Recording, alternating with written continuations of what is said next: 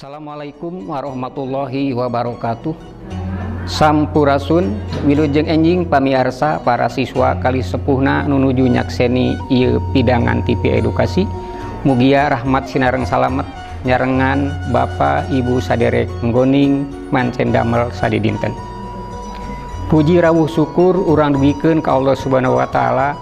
Rehna urang tiasa patepung lawung dina acara ngaguar pangajaran basa Sunda nu baris dipidangkeun ku tim pangjajar ti MGMP BSS SMP MTS Kabupaten Garut nu dijomantarakeun langsung ti Dinas Pendidikan Kabupaten Garut alpukahna gawe bareng MGMP BSS SMP MTS kalih Disdik Kabupaten Garut.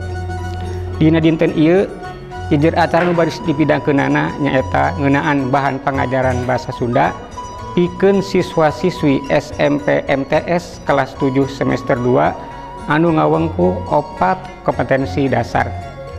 Tinangtos saderek tumaros bahan pangajaran anu bae nu baris dipidangkeunana kumaha sangkan urang tiasa maham kana eusi pidangan luyu sareng maksad tujuan nu ngajanggelek dina kurikulum basa Sunda.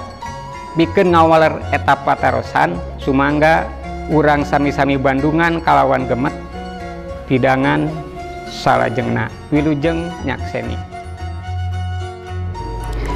Assalamualaikum warahmatullahi wabarakatuh. Sampurasun wilujeng enjing para siswa sadaya. Alhamdulillah urang tiasa tepang deui dina pangajaran virtual bahasa Sunda. Mugia hidup salawasna aya dina ginanjar kawilujengan tur panangtayungan Allah Subhanahu wa taala. Amin.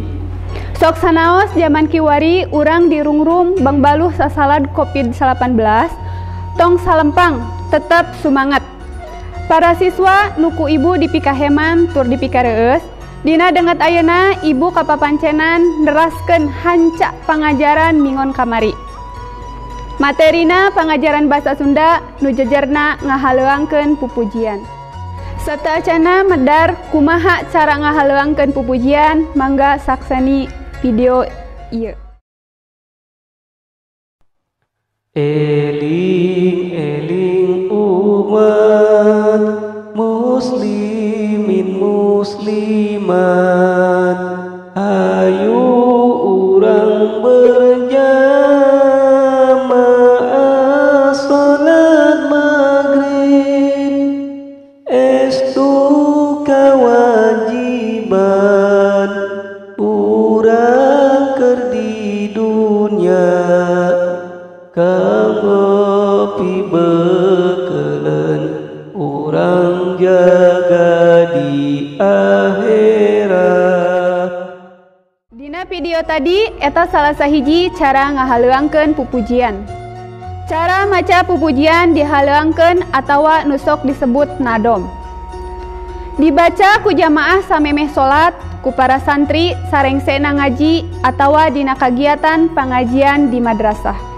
Tangtu unggal daerah bakal beda cara ngahaleuangkeunana kumaha kabiasaan jeung budayana.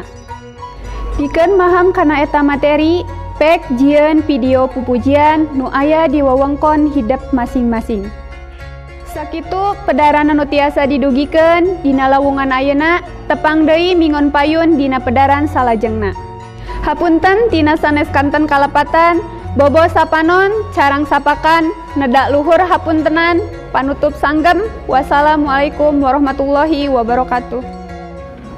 Saderek sapara kanca rupina sakitu pidangan anu tiasa kadugikeun ti rengrengan MGMP BSS SMP MTS Kabupaten Garut. Mugia tiasa katampi pikeun nambihan pangaweruh urang sadaya nggoni ngaraksa tur ngariksa titinggal karuhun urang. Mugia aya manfaatna kanggo urang sadayana dina mayunan hirup kumbuh sadidinten.